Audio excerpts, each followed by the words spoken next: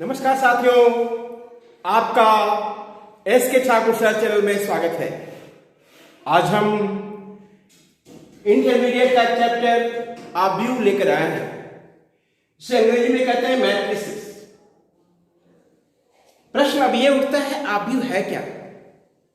साथियों, मैथ्स को सीखना, लर्न करना आसान है, बस केवल समय के साथ जुड़ने की आवश्यकता है। आप हमारे साथ जुड़िए और इसे सीखिए बहुत आसान तरीके से। तो प्रश्न मैं फिर से दोहराता हूं, आव्यूह क्या है, मैट्रिसेस क्या है? आव्यूह एक प्रकार की आयताकार बक्स में एक सजावट है, संख्याओं का या फलनों का और या संख्याओं का एक आयताकार क्रम में सजाना ही आव्यूह कहलाता है। आव्यूह को सजाने के लिए इस बक्स का प्रयोग करते हैं। स्क्वायर ब्रैकेट या डबल लाइन देकर के भी आप खींच सकते हो, इसमें रखते हैं, इसको हम आव्यूह कहते हैं। ये आव्यूह है, ये भी एक आव्यूह है और ये भी एक आव्यूह है। अब इस आव्यूह में अगर आप ऐसे चलते हैं, ये पंक्ति कहलाता है, ये पहली पंक्ति है रो 1, ये दूसरी पंक्ति है रो 2 और ये तीसरी पंक्ति है रो 3 और ये पहला कॉलम है C1 और ये दूसरा कॉलम है C2 और ये तीसरा कॉलम है C3। साथियों, प्रत्येक आव्यूह में पंक्ति और स्तंभ हुआ करते हैं, रो और कॉलम हुआ करते हैं। पहले को पहला रो कहेंगे, सेकेंड रो और ये थर्ड रो, इसे फर्स्ट कॉलम और इसे सेकेंड कॉलम कहते हैं। ये फर्स्ट रो और ये सेकेंड रो, ये फर्स्ट कॉलम, ये सेकेंड कॉलम, ये थर्ड कॉलम, ये फोर्थ कॉलम। पहले रो में 3, 4, 5, 8 ये 4 एलिमेंट है। दूसरे रो में 9, 2, 3, 4 एलिमेंट है। पहले कॉलम में 3, 9 है, दूसरे कॉलम में 4, 2 है, तीसरे कॉलम में 5, 3 है और चौथे कॉलम में 8, 4 है। यहां भी ये 3 आव्यूह है। एक आव्यूह है पहला पंक्ति, दूसरी पंक्ति, तीसरी पंक्ति, first row, second row, third row, ये फर्स्ट कॉलम, सेकेंड कॉलम और ये थर्ड कॉलम है। अब आव्यूह की कोटि होती है, ऑर्डर ऑफ मैट्रिक्स। तो एक आव्यूह को जब देखते हैं, कितने पंक्ति रखी है, सबसे पहले नंबर ऑफ रोज देखेंगे। नंबर ऑफ रोज, पंक्तियों की संख्या। क्रॉस करके देते हैं नंबर ऑफ कॉलम्स, कितने स्तंभ हैं, यही इसके कोटि कहलाता है। m क्रॉस n का मतलब हुआ m पंक्ति की संख्या है, नंबर ऑफ रोज है, और n स्तंभ की संख्या है, मतलब नंबर ऑफ कॉलम्स है।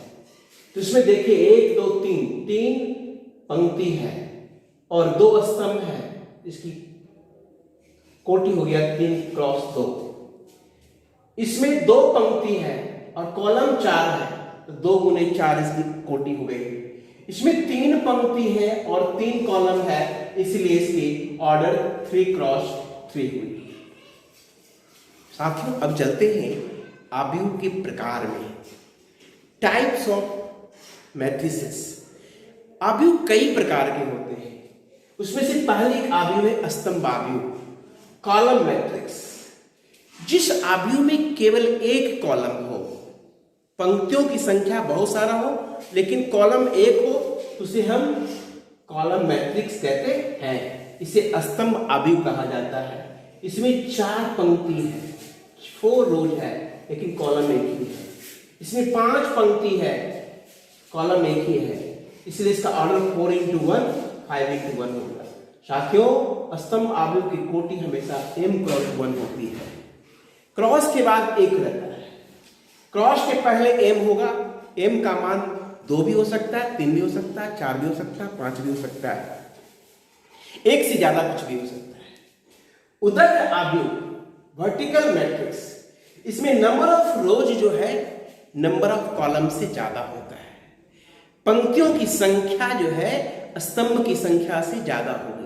अगर 2 पंक्ति है तो स्तंभ की संख्या, पंक्ति 2 है तो स्तंभ की संख्या 1 ही, पंक्ति 3 है स्तंभ की संख्या 1 रहे, 2 रहे या 3 रहे। स्तंभ की संख्या, पंक्ति की संख्या 4 है तो स्तंभ 1, 2 या 3 हो सकता है, पंक्ति की संख्या 3 है तो स्तंभ 1 या 2 हो सकता है। यानी कहने का मतलब यह है कि number of rose number of column से ज्यादा होना चाहिए, तो उसे हम उदग्र आव्यूह कहते हैं। यहाँ 4 पंक्ति है और 2 स्तंभ है, 4x2। यहाँ पर 4 पंक्ति है, 3 कॉलम है, 4x3। ये दोनों उदग्र आव्यूह कहलाता है। साथियों, जितने भी स्तंभ आव्यूह है सभी उदग्र आव्यूह है, लेकिन सभी उदग्र आव्यूह स्तंभ आव्यूह नहीं होते हैं। अब आते हैं नंबर 3 पर, पंक्ति आव्यूह, इसको अंग्रेजी में कहते हैं रॉ मैट्रिक्स। जिस आव्यूह में केवल एक ही पंक्ति हो, नंबर ऑफ रोज 1 हो और कॉलम की संख्या 1 से अधिक हो, 2 हो, 3 हो, 4 हो, 5 हो, जितना भी हो। जैसे यहाँ पर 1 पंक्ति है, 4 कॉलम है, इसलिए इसका ऑर्डर हो गया 1 into 4। इस दूसरे आव्यूह में देखिए एक ही पंक्ति है लेकिन स्तंभ 5 है, 1, 2, 3, 4, 5, इसलिए इसमें जो है 1 गुणे 5 इसका ऑर्डर हो गया, यानी इसकी कोटि जो है 1 into n होगी। पंक्ति की संख्या केवल 1 है और स्तंभ की संख्या 1 से अधिक होगी, 2, 3, 4, 5 कुछ भी हो सकता है। क्षैतिज आव्यूह हॉरिजॉन्टल मैट्रिक्स, इसका मतलब हो गया इसका ठीक उल्टा है। उदग्र आव्यूह में पंक्ति ज्यादा थी, कॉलम कम था, इसमें कॉलम ज्यादा होगा, पंक्ति कम होगी। कॉलम ज्यादा है, पंक्ति कम होगी तो क्षैतिज आव्यूह कहलाएगा, हॉरिजॉन्टल आव्यूह कहलाएगा। जितने भी पंक्ति आव्यूह देख रहे हैं, जितना भी रॉ मैट्रिक्स देख रहे हैं, सभी के सब हॉरिजॉन्टल मैट्रिक्स है, लेकिन सभी हॉरिजॉन्टल मैट्रिक्स रॉ मैट्रिक्स नहीं होते हैं। देखिए एक उदाहरण यहाँ एक है, इसमें 2 ही पंक्ति है, स्तंभ 5 है, इसकी कोटि हो गया 2 गुणे 5। दूसरी है, इसमें 2 पंक्ति है लेकिन स्तंभ 4 है, इसकी कोटि 2 गुणे 4 हो गया। दोनों के दोनों क्षैतिज आव्यूह है। वर्ग आव्यूह स्क्वायर मैट्रिक्स, एक मैट्रिक्स ऐसा है जिसमें जितने स्तंभ हैं उतने ही पंक्ति होनी चाहिए। Number of rose number of columns के बराबर है। इसमें 1 पंक्ति और 1 ही कॉलम है, ये 1x1 का स्क्वायर मैट्रिक्स है। इसमें 2 पंक्ति है और 2 कॉलम है, 2x2 का ये स्क्वायर मैट्रिक्स है। ये 3 पंक्ति है और 3 स्तंभ है, तो 3x3 का ये स्क्वायर मैट्रिक्स है। और इसमें 4 पंक्ति 4 स्तंभ है, तो इसे हम 4x4 ऑर्डर का स्क्वायर मैट्रिक्स कहते हैं। साथियों ध्यान रखना है, स्क्वायर मैट्रिक्स एक वैसा मैट्रिक्स है इसमें जितने रोज होंगे उतने ही कॉलम्स होंगे। नंबर ऑफ कॉलम्स अगर 1 है तो नंबर ऑफ रोज भी 1 ही होनी चाहिए। नंबर ऑफ कॉलम्स 2 है तो नंबर ऑफ रोज भी 2 ही होना चाहिए। नंबर ऑफ रोज 3 है तो नंबर ऑफ कॉलम्स भी 3 होना चाहिए।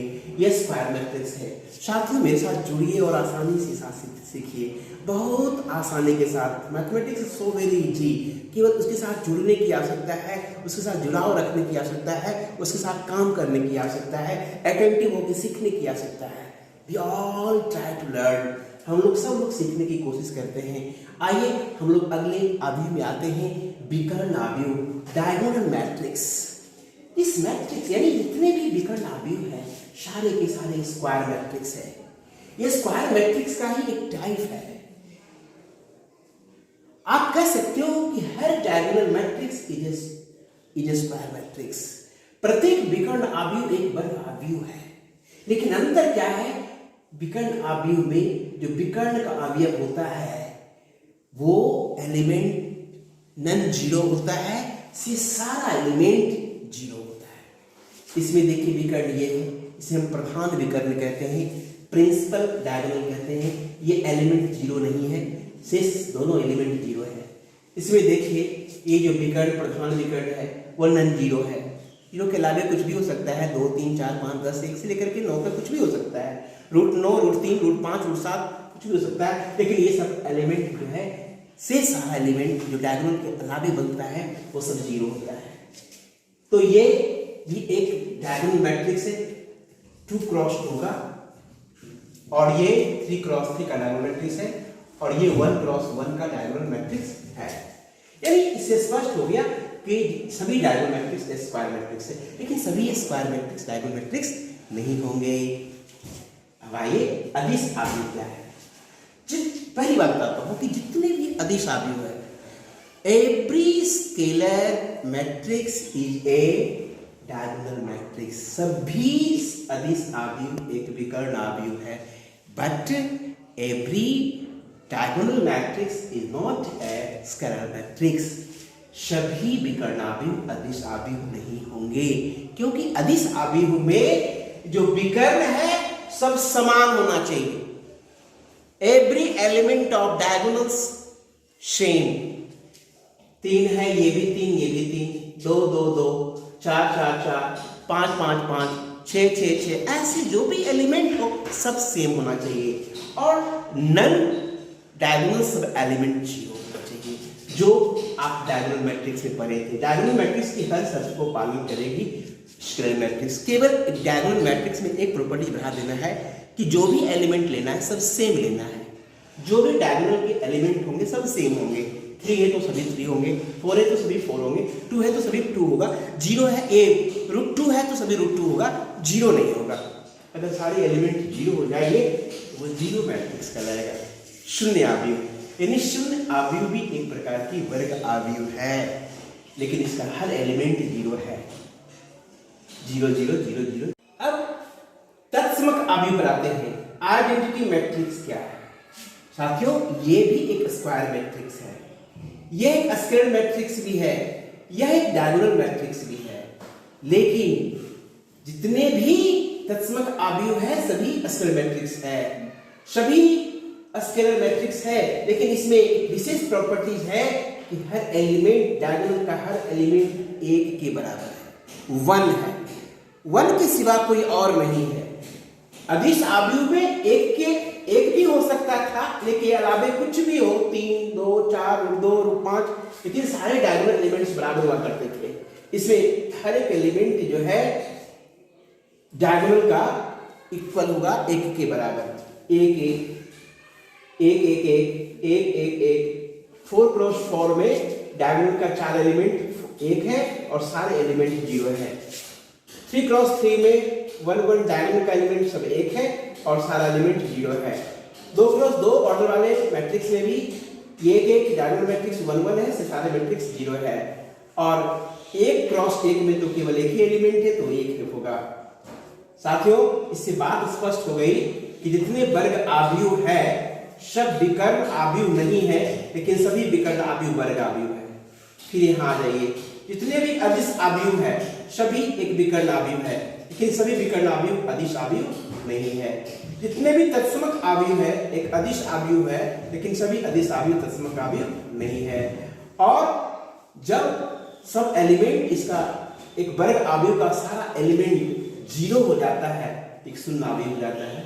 वर्ग आव्यूह का जो डायगोनल का एलिमेंट है सब 1 हो जाता है, तो वो एक तत्समक आव्यूह हो जाता है, और नन डायगोनल एलिमेंट 0 होगा। अदिश आव्यूह में डायगोनल एलिमेंट सेम होगा, वो नन 1 होगा, 2 3 4 कुछ भी हो सकता है, लेकिन नन डायगोनल एलिमेंट्स 0 होगा। विकर्ण आव्यूह में विकर्ण का अवयव 0 को छोड़कर कुछ भी हो सकता है, अलग अलग भी हो सकता है, लेकिन डायगोनल के अन एलिमेंट जो है 0 होगा। और वर्ग आव्यूह में हर एलिमेंट कुछ भी हो सकता है, इसके लिए कोई शर्त नहीं। शर्त इसके लिए केवल यही है कि number of rose number of columns के बराबर होनी चाहिए। अब आव्यूह की समानता पर आते हैं। इक्वलिटी ऑफ मैट्रिसेस, यानी 2 आव्यूह कब समान होगा? साथियों, 2 आव्यूह के समान होने के लिए शर्त है कि अगर 2 आव्यूह आपके पास में ए और बी है तो ए की कोटि बी की कोटि के बराबर है, यानी दोनों आव्यूह की कोटि समान होना चाहिए। संगत अवयव बराबर हो, कॉरस्पॉन्डिंग एलिमेंट्स आर सेम। जैसे ए है ये 4 5 6 7, बी है 4 5 6 7, इसका भी 2 क्रॉस 2 ऑर्डर है और इसका भी कोटि 2 क्रॉस 2 का है, इसका संगत एलिमेंट 4 है, यहाँ भी 4 है, यहाँ 6 तो यहाँ भी 6, यहाँ 7 5 है तो यहाँ भी 5 है, यहाँ 7 तो यहाँ भी 7 है। ये दोनों अवयव बराबर है। एग्जाम्पल 2 लेते हैं। अगर ये अवयव A है और ये B है और दोनों अवयव बराबर है तो देखते हैं बराबर है तो दोनों की कोटि समान है।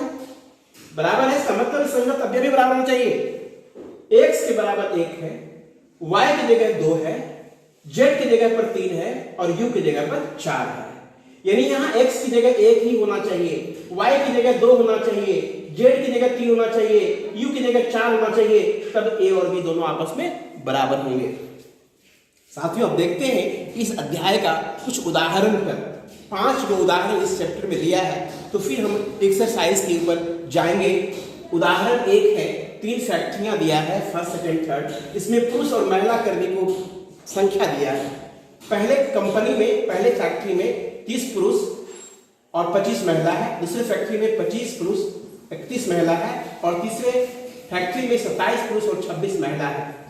इसका एक मैट्रिक्स बनाना है, एक अवयव बनाना है।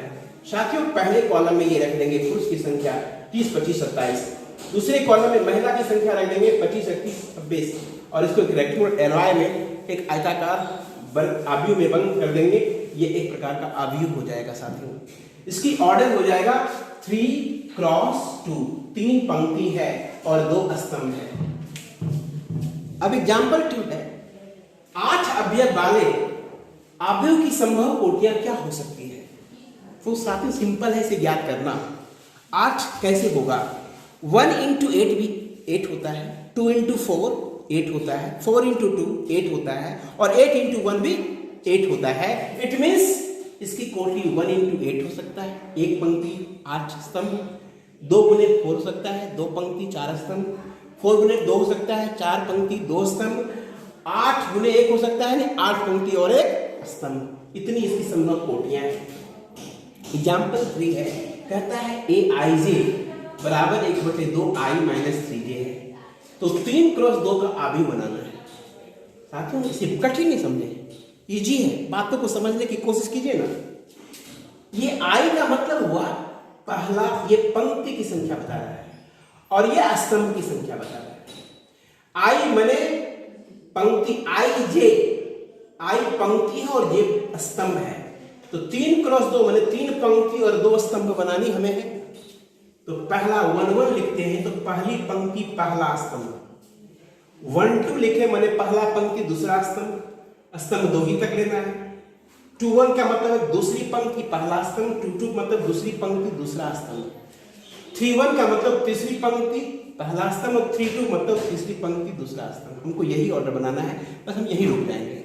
अब इसकी बात सोचिए, अगर 1 1 है माने i का मान भी 1, j का मान भी 1, i का मान 1, j का मान भर देंगे तो ये आ जाएगा। i का मान 1 और j का मान 2 भरेंगे तो ये आएगा। i का मान 2 और j का मान 1 भरेंगे तो ये आ जाएगा।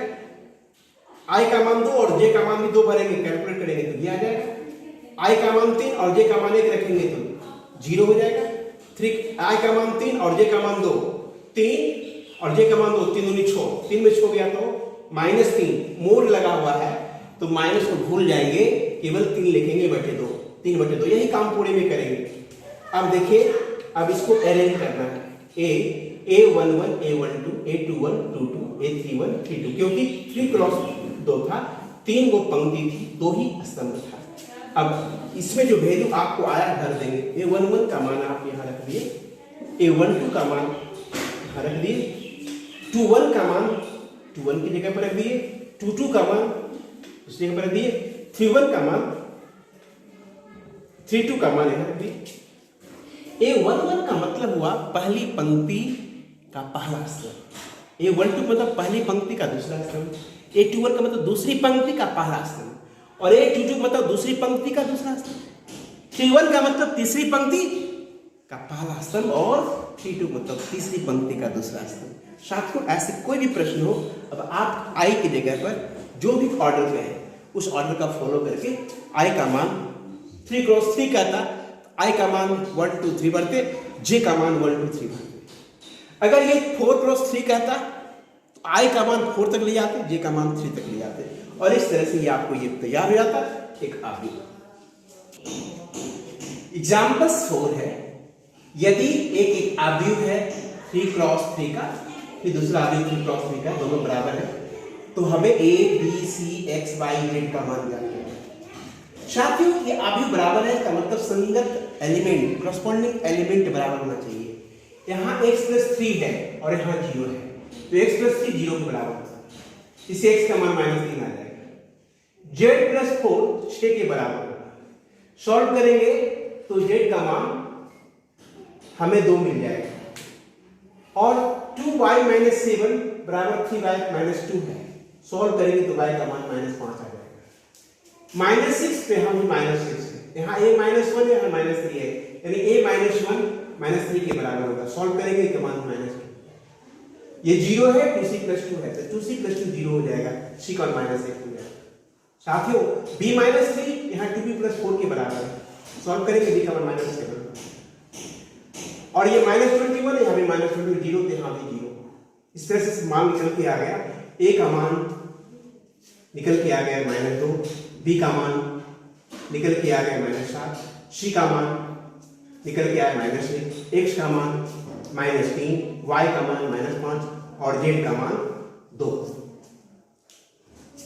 अब अगला क्वेश्चन है कि ये अवयव इस अवयव के बराबर है, ये 2 क्रॉस 2 का है, इसका भी 2 क्रॉस 2, ये भी 2 क्रॉस 2, दो पंक्ति दो अवयव यहाँ, दो पंक्ति दो स्तंभ यहाँ भी है, दो पंक्ति दो स्तंभ यहाँ भी है, तो ये एलिमेंट इस एलिमेंट के बराबर होगा।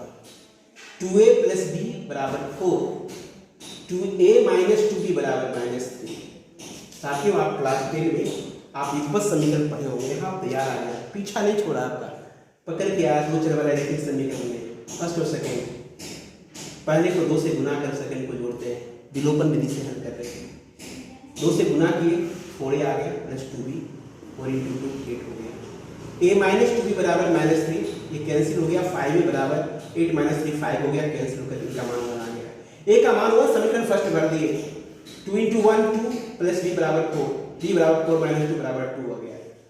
अब आइए 5c - d = 11 है और 4c + 3 = 24 है।